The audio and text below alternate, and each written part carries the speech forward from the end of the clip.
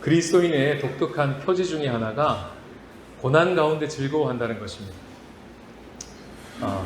고난 자체를 즐거워하는 것이 아니라 고난에도 불구하고 그보다 그 너머의 소망을 우리가 믿기 때문에 즐거워할 수 있다는 것이죠. 이것은 그리스도인만이 가진 독특한 표지입니다. 거기다 더 나아가서 그리스도의 남은 고난을 내 육체에 채운다, 이런 무시무시한 고백까지 하면서 살아가는 자들을 그리스도인이라고 이야기를 합니다. 그걸 특권으로 누리는 것이죠. 1세기 교회의 우리 모습들을 베드로전서를 통해서 우리는 보고 있는데요. 이런 편지 말고도 수많은 문헌들을 통해서 학자들이 연구해서 1세기 교회들이 어떤 모습이었나를 연구했습니다. 그러고 보니까 그때 그 당시의 교인들의 삶이 정말 고난 가운데 독특한 삶이었다는 것을 많이 발견했어요. 예를 들면 이런 것입니다. 도시의 전염병이 창궐할 때 그 도시의 3분의 1이 죽어나갈 때가 있었습니다. 그럴 때 그리스도인들은, 다른 사람들은 다 자기 살 길을 찾아서 빨리 도망하기에 급급한데 그리스도인들은 어떻게 했냐면 그 자리를 지켰어요. 그리고 지킬 뿐만 아니라 주변에 힘들어하는 사람들을 오히려 더 섬기고 그들을 위해서 희생을 감수하면서 그 도시의 사망률을 낮췄다는 것입니다. 이거를 조사했던 한 종교사학자 로드니 스타크라고 하는 학자가 기독교의 발흥이라는 책을 썼는데요. 거기에 뭐라고 얘기했냐면 1세기 교회가 부흥하고 발흥할 수 있었던 것은 전염병 때문이었다, 이렇게 이야기했습니다. 전염병에 대한 그리스도인들의 대처 때문에 그 위기 가운데 전혀 다르게 반응하고 있는 그 대한 공동체를 보면서 주변 사람들이 놀랬다는 거예요. 하나님 살아계실지도 모르겠다. 그 공동체를 보면서 깨달았다는 것입니다. 그러면서 전도가 일어난 것이죠. 여러분, 어떻게 이렇게 살 수 있었겠습니까? 오늘날도 보시면 전 세계적으로 전염병이 창궐하고요. 여전히 자연재해로 많은 사람들이 죽어나가고요. 끊임없이 전쟁이 지금도 일어나고 있고요. 뿐만 아니라 개인적으로도 아플 때도 있고요. 또 사람들로 인해서 관계 가운데 어려움 중에 처할 때도 있고요. 예기치 못한 사건이 발생하기도 하고요. 이런 일들이 비일비재하게 있는 이 세상을 살아가는 가운데 어떻게 이런 1세기 그리스도인들과 같이 살아갈 수 있을까요? 오늘 본문은 거기에 대해서 우리에게 답변합니다. 오늘 본문을 주목하면서 함께 은혜를 받기 원합니다. 첫 번째 메시지는 다 같이 한번 읽어보시겠습니다. 시작. 공동체와 함께 고난을 통과하라. 오늘 본문의 위치는 어떻게 되냐면 선을 행함으로 고난받고 있는 성도들의 이야기가 쭉 진행되는 가운데 그 한가운데 있습니다. 베드로전서는 크게 3부의 설교로 이루어져 있는데요. 1부는 인사말과 함께 1장 12절까지입니다. 1장 13절부터 뒤로는 2부의 설교가 시작되는 장면이에요.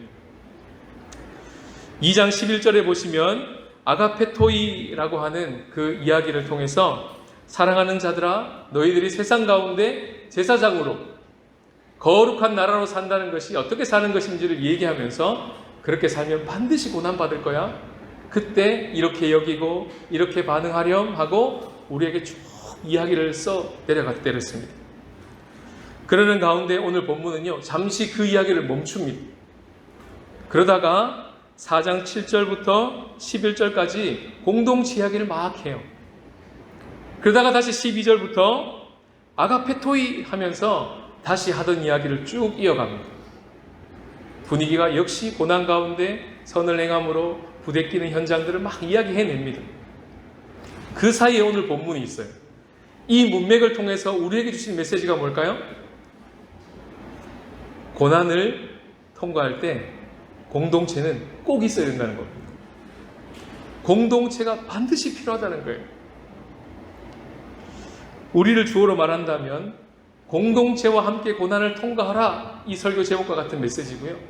하나님을 주어로 한다면 하나님은 우리가 고난을 통과할 때 반드시 공동체를 주신다는 겁니다. 그런 공동체를 예비하셨다는 것입니다. 그리고 그런 공동체를 지금도 세우고 계신다는 것이죠. 이게 하나님께서 교회를 세우신 목적이에요.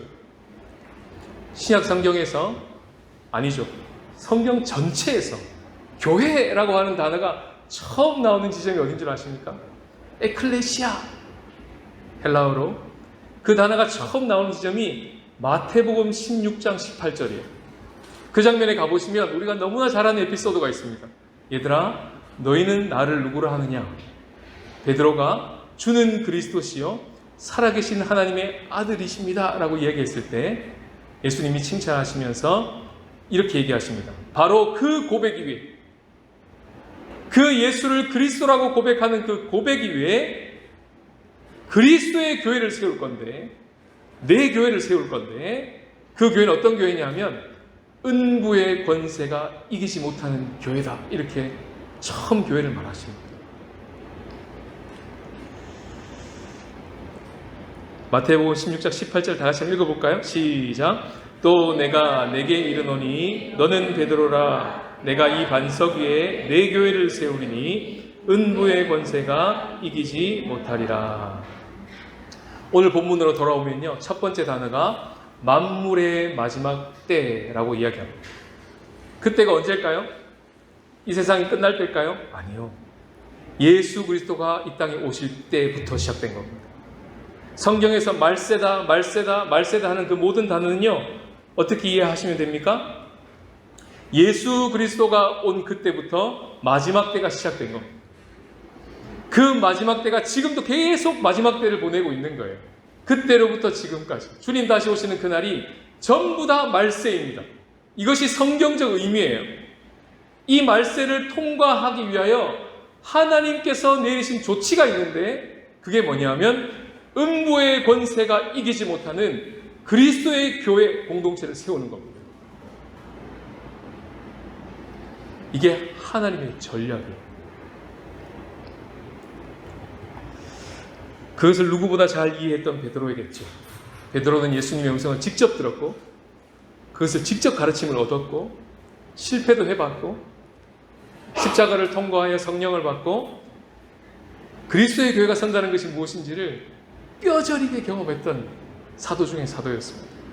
사도행전에 펼쳐지면 비로소 예수님의 입에서 나왔던 그 에클레시아가 얼마나 아름답게 펼쳐지는지가 사도행전을 읽어가면서 우리는 보게 되는 것이죠. 고난과 박해로 어려움 가운데 있는 성도들의 이야기를 하다가 중간에 다시 그 공동체 이야기를 끄집어내면서 이야기를 하는 이유, 바로 그 공동체, 바로 그 그리스도의 교회, 음부의 권세가 이기지 못하는 바로 그 교회가 세워질 때 우리는 고난을 통과할 수 있다는 거예요. 그것이 베드로전서 언어로 말하면 2장 5절에 나오는 신령한 집입니다. 이걸 건축가 되신 하나님께서 지금도 예수 그리스도로 말미암아 짓고 계신다, 우리는 이미 들었습니다. 그 공동체가 어떤 공동체인지 오늘 본문을 통해서 조금 더 들어가 봅시다. 4장 7절인데요. 첫 번째는 기도하는 공동체입니다. 7절을 다 같이 읽겠습니다. 시작. 만물의 마지막이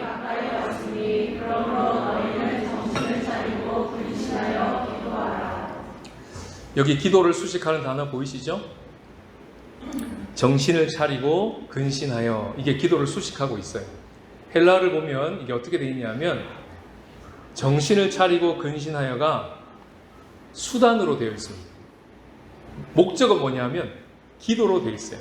에이스라고 하는 전치사를 써서 기도를 위하여, 번역하면 직역하면 이렇게 됩니다. 기도를 위하여 정신을 차리고 깨어있어라, 근신하라. 이게 정확한 번역입니다. 우리가 남편이 아내에게 잘하는 이유를 앞에서 우리가 들었죠. 뭐 때문이죠? 가정이 행복하기 위해서, 그것도 맞지만 더 큰 이유가 있죠. 기도가 막히지 않기 위하여. 똑같은 어법입니다.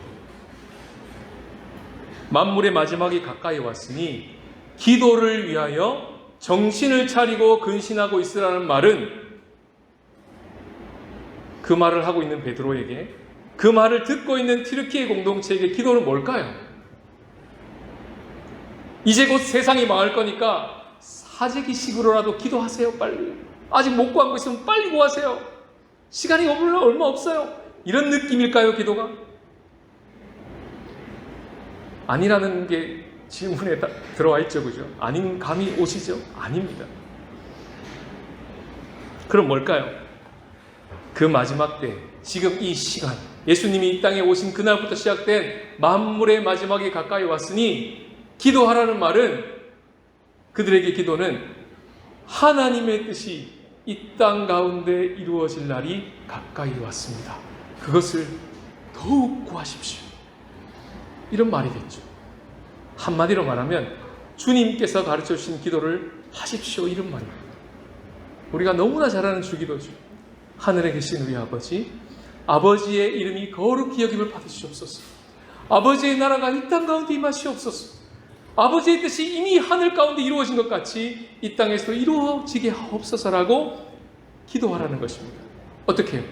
정신을 차리고 근신하였습니다. 거기다가 주기도는 다 아시겠지만 개인 기도가 아닙니다.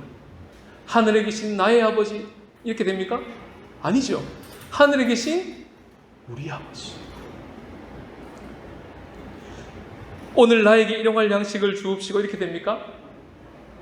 오늘 우리에게 일용할 양식을 주옵시고, 우리가 우리에게 잘못한 사람을 용서하여 준 것 같이 우리 죄를 용서하여 주옵시고, 우리를 시험에 빠지지 않게 하옵시고 악에서 구하시옵소서.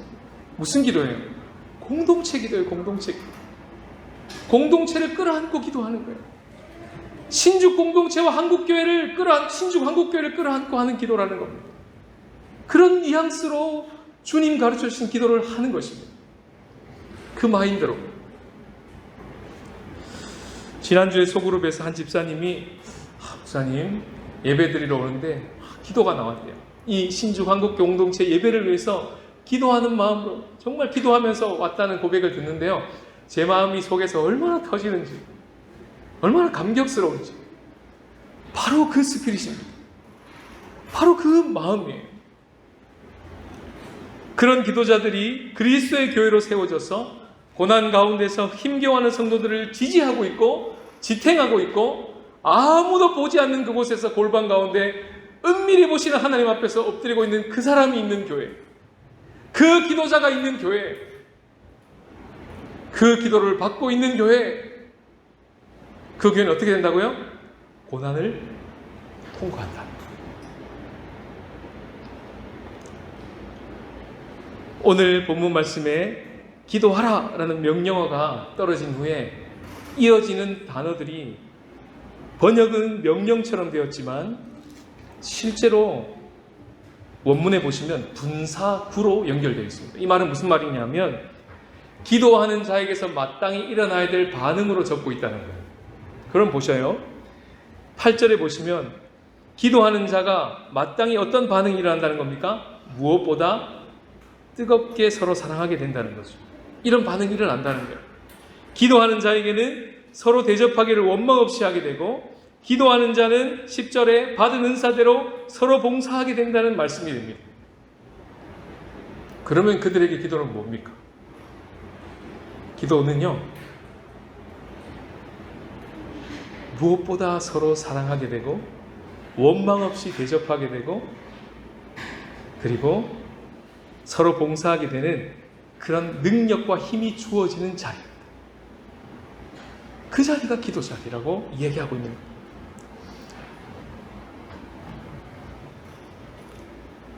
(8절, 9절, 10절을) 보시면요, 사랑, 대접, 그리고 봉사, 이 중요한 동사가 나오잖아요.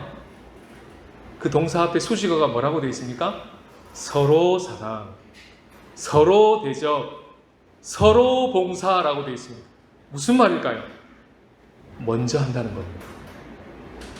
성경에서 항상 서로 사랑, 서로라고 라는 말을 묵상할 때는 어떻게 하면 됩니까? 아, 먼저 하라는 얘기구나. 사랑하세요. 내가 사랑할게요. 이게 아니고 서로 사랑한다는 건 뭐예요? 내가 먼저 한다는 거예요.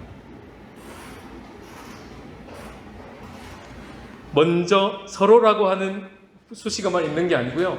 또 본문을 살펴보세요. 그 동사 세 개를 수식하는 수식어가 계속 붙습니다. 사랑에는 어떻게 붙습니까? 뜨겁게 서로 사랑하고요. 대접은요, 원망 없이 서로 사랑하고요.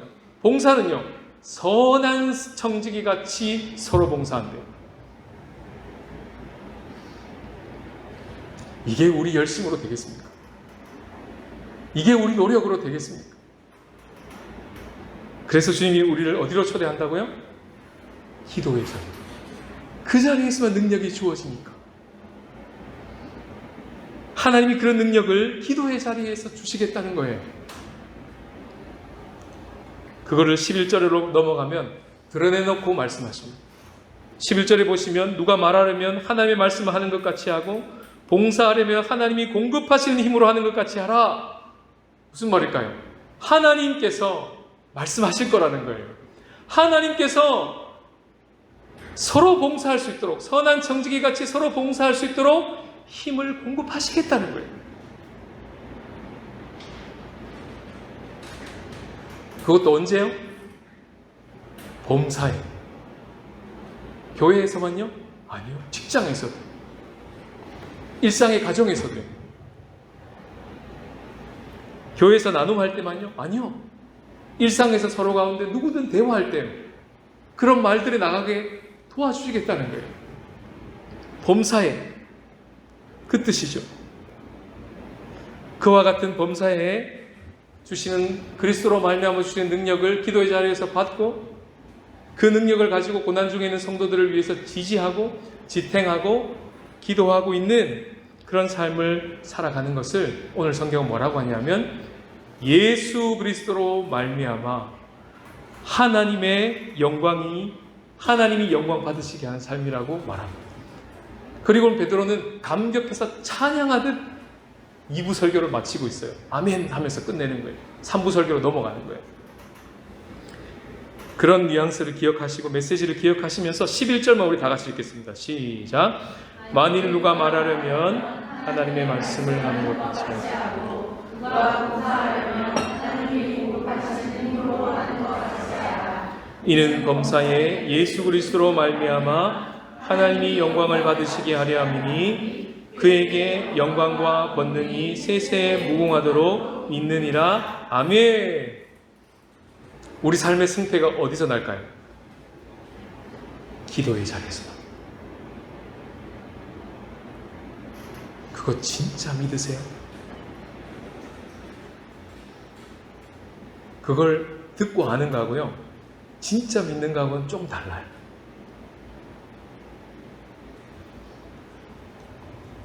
기도의 자리에서 공급되는 사랑과 대접과 봉사, 그 능력을 받아서 공동체를 통해 성도들에게 그와 같은 일들이 흘러나갈 때,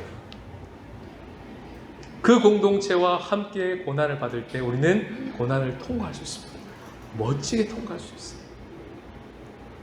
그게 오늘 첫 번째 메시지입니다. 두 번째, 하나님이 주시는 메시지 다 같이 읽겠습니다. 시작. 하나님과 함께 고난을 통과하라. 아가페토이 하면서 4장 12절에 3부 설교가 시작됩니다. 사랑하는 자들아, 이러고 3부 설교를 시작하는 거죠. 다시 앞전에 했던 분위기로 이어집니다. 너희들이 세상 가운데서 불시험을 당할 때, 연단을 위해서 주어지는 그 불시험을 당할 때 이상히 여기지 말래요. 그 말은 무슨 말입니까? 반드시 있다는 겁니다. 어머, 이런 일이 왜 나한테 있지? 난 예수 믿는데. 이렇게 여기지 말라는 거예요. 예수를 믿는다면 세상 가운데 그와 같은 일들이 반드시 있을 거니까 이상히 여기지 말라는 거예요. 그러면서 그때 이렇게 하라 하면서 성경은 권면하는데요, 서두에 말했던 독특한 그리스도의 특징이 나옵니다. 13절입니다. 다 같이 읽겠습니다. 시작. 오히려 너희가 그리스도의 고난에 참여하는 것으로 즐거워하라. 이는 그의 영광을 나타내실 때 너희로 즐거워하고 기뻐하게 하려 함이라. 네. 여러분, 요즘은 종교 자유의 시대입니다. 우리가 예수님을 믿는 것 때문에 핍박하는 그런 삶을 살아가는 나라가 이제 별로 많이 없어요. 또 우리는 그와 같은 공동체에서, 나라에서 태어나질 않았더랬습니다. 뿐만 아니라 부족함이 없고 경제가 성장하고 막 엔터테인먼트가 발달함으로 인해서 지금 이 땅의 삶이 만족스러워졌어요. 별로 불편하지가 않아요. 그냥 이 삶으로 그냥 쭉 진행되었으면 좋겠어요. 때로는 마지막 날이 안 왔으면 좋겠다는 생각이 들 때도 있어요. 오해인 거죠. 보지를 못하니까. 여기가 더 좋아 보인 거죠. 세상이 죽음의 민낯을 보여주지 않기 시작합니다. TV에서나 볼 법한 그런 죽음의 소식들, 아픔의 소식들, 전쟁의 소식들 전부 블라인드 처리됩니다.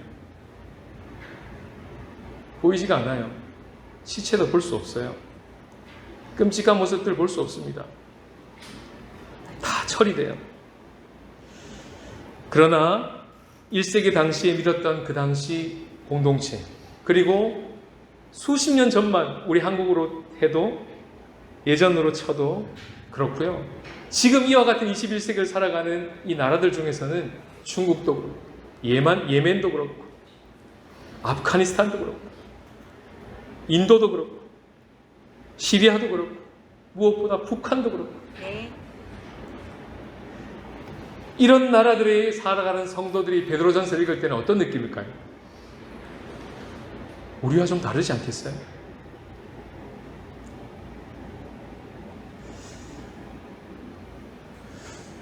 묵상을 하면서 저를 포함해서 우리 모두가 다 예수님 때문에 박해받는다는 것이 무엇인지 굉장히 생경한 시대를 살고 있구나. 낯선 시대를 살고 있구나. 그럼에도 불구하고 말씀을 묵상하는 가운데 없는 것은 아니다. 말씀해 보시면요, 우리가 부르심을 어떻게 받았다고 했죠? 다 같이 한 마음으로 서로 동정하고 형제를 사랑하고 불쌍히 여기고 겸손하고 악을 악으로 욕을 욕으로 갚지 않고 오히려 복을 빌고 오늘 본문대로 뜨겁게 서로 사랑하고 원망 없이 서로 대접하고 선한 청지기같이 서로 봉사하기로 마음먹고 한 발을 내딛기 시작하면 반드시 어려움이 옵니다. 그 정도 어려움은 우리 가운데 다 있는 거예요. 그게 뭔지 우린 다 알아요. 그러면 오해도 받게 되고 욕도 먹게 되고 비방도 받고 배신도 당하죠. 여기서부터 시작해야 되는 거예요. 처음부터 우리가 주님 북한 보내주세요, 예멘 보내주세요, 제가 순교할게요, 이렇게 갈 수 없어요. 처음부터 우리가 거기까지 나갈 수 없습니다. 그러나 지금 우리가 당하고 있는 미미하지만 거기에 견줄 바는 못하지만 주님을 위해서 한번 살아보겠다고 그리스도인으로 부대낌을 안고 살아내고 있는 그 삶 속에 어려움이 있잖아요. 그거부터 시작하라는 마음을 주세요. 그때 우리는 지난주에 배웠습니다. 그런 어려움을 당할 때 어떻게 스스로를 여기라고 했습니까? 복 있는 자다 이렇게 여기라고 그랬죠. 근데 오늘은요, 거기서 하나 더 나가요.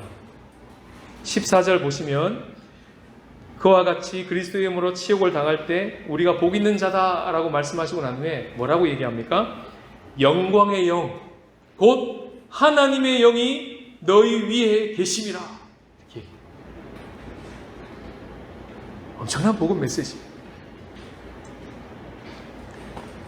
말로 다 형용할 수 없는 하나님의 임재가 그때 경험될 것이라는 겁니다. 그때 놀라운 위로와 격려를 받게 될 것이라는 거예요. 저는 이번에 아이들 서류 문제로 준비하다가 이 정도면 됐겠지 하고 이렇게 마음을 놓고 있었는데요, 갑자기 아내가 한국을 가야 되는 상황이 벌어졌어요. 제일 먼저 떠올랐던 생각이 뭐냐면, 나 이번 주 종강인데 이 생각이었어요. 나 이번 주 테스트가 2개나 있고 파이널 프레젠테이션에 파이널 테스트까지 이 어려운 중국어 공부를 마지막 종강하는 시기인데 여보가 없다고? 나 어떡하라고? 이게 첫 번째 마음이었어요.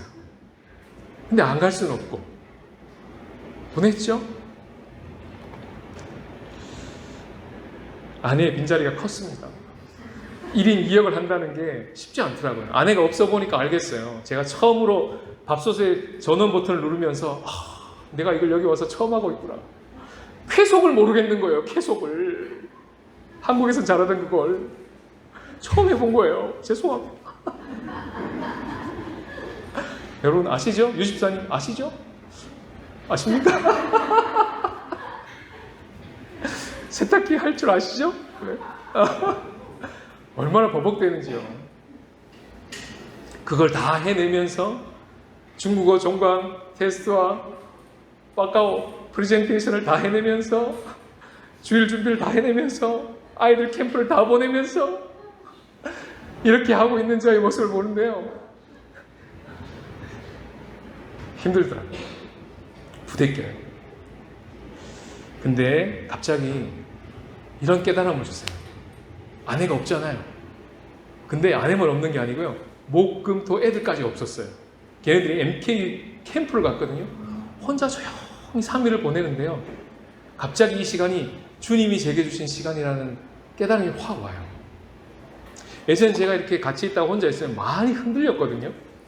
영적으로도 흔들리고 생각도 막 혼잡해지고 막 음란한 생각도 좀 많이 나고 아무튼 많이 힘들었어요.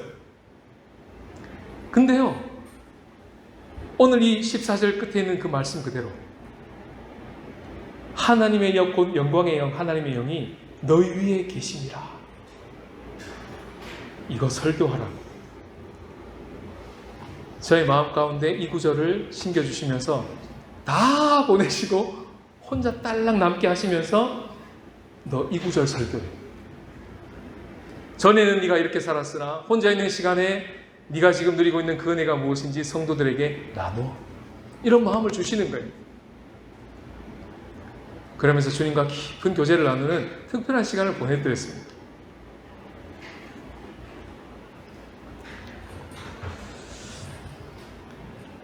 뿐만 아니라 혼자 있는 저를 불쌍히 여기사 주변에 있는 우리 성도분들이 드시라고 국도 해주시고 김밥도 사주시고 혼자가 아니었어요. 얼마나 감사한지요.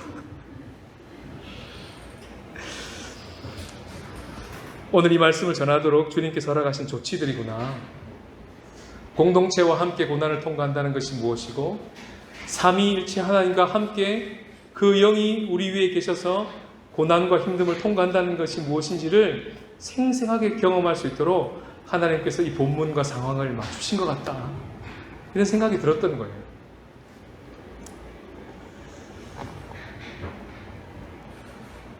고난을 통과할 때 혼자서도 통과할 수 있습니다.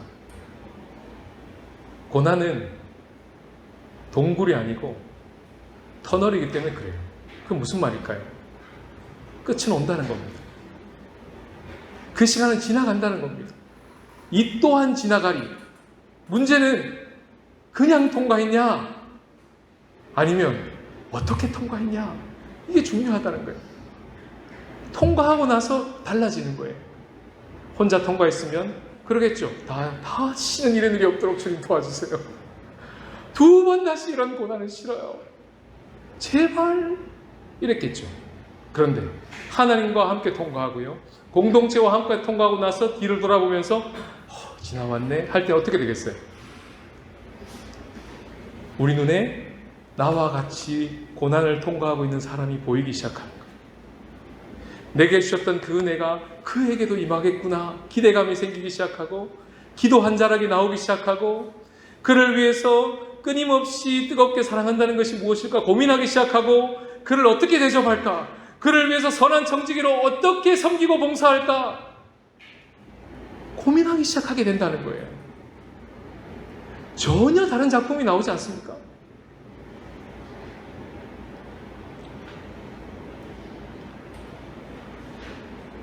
오늘 본문을 통해서 주님이 우리에게 그렇게 고난을 통과해. 그러면 통과하고 난 후에 달라질 거야. 이렇게 우리들에게 격려하고 계신 것입니다. 이어지는 권면은요. 베드로가 우리의 시선을 마지막 날로 가도록 도와줘요. 마지막 날에 드러날 그 영광의 그날을 고대하면서 변명이나 합리화의 함정에 빠지지 말고 제사장 역할을 끝까지 감당해내라고 권면합니다. 15절에 보시면 살인, 도둑질, 악행, 남의 일을 간섭하는 일로 고난받지 말라고. 그것으로 내가 지금 고난받고 있어요. 이렇게 합리화하지 말라는 거예요. 변명하지 말라는 거예요. 그러나 그리스도인으로 고난을 받게 된다면 부끄러워하지 말고 제사장의 역할을 끝까지 감당해내라. 하나님께 영광을 돌리라. 도리어 그렇게 하라는 것입니다. 그러면서 베드로는 성도의 시선을 마지막 날로 주목하면서 17절부터 마지막 날에 일어날 그 심판에 대하여 막 적어 내려갑니다.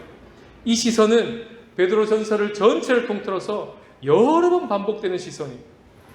바로 앞에만 봐도요, 4장 5절에 심판하기로 예비하신 이에게, 4장 13절에 그의 영광을 나타내실 때에, 아까 읽었죠.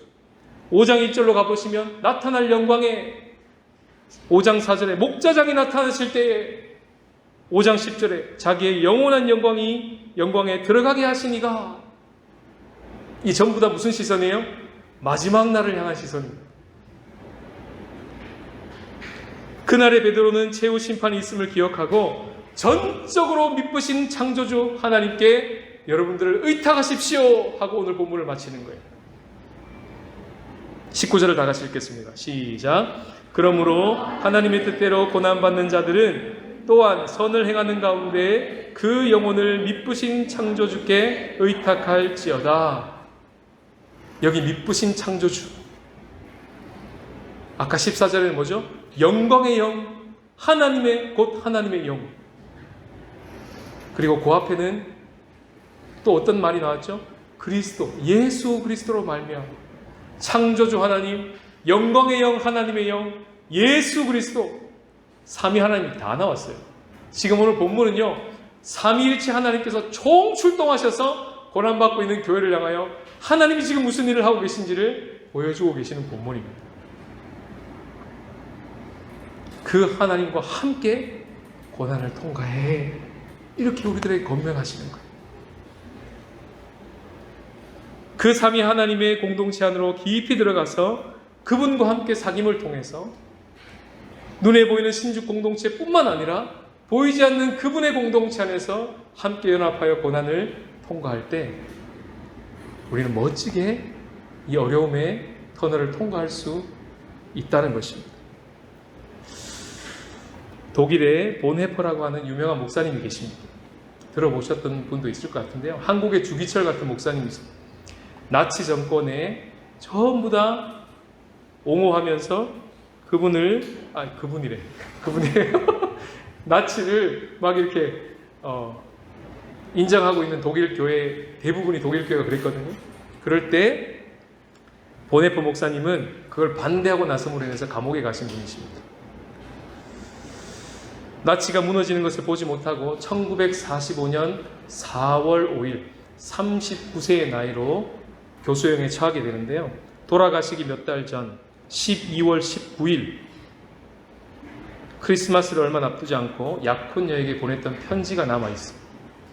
그 편지의 가사를 독일에서는 찬송가로 만들었고요. 그것을 한국에서 받아서 번역해서 선한 능력으로 라는 찬양으로 소개되었습니다. 그 노래를 가사를 만든 글 앞에는 약혼녀에게 인사말을 건네는 인사구절이 나와요. 그 내용을 번역하면 이렇습니다. 이곳 새로운 형무소에서는 아주 적막한 날들이 이어질 것입니다. 그러나 외부에서 아무 소식도 들을 수 없는 순간이 될 때마다 내가 사랑하는 사람들과 얼마나 깊이 연결되어 있는지 느끼곤 합니다. 그래서 나는 단 한순간도 내가 혼자라거나 버림받았다는 느낌을 받은 적이 없습니다. 당신과 부모님, 친구들, 전선에 나가 있는 제자들 모두 항상 나와 함께 하고 있으니까요. 당신과 가족, 친구들이 모두 곁에 있다는 사실 하나만으로도 나는 매일매일 기쁘고 행복합니다. 지난밤에 떠오른 생각을 옮겨보았습니다. 하고 오늘 부를 가사를 적어 내려갑니다. 오늘 메시지를 기억하시면서 함께 불러봤으면 좋겠어요. 함께 불러보시겠습니다.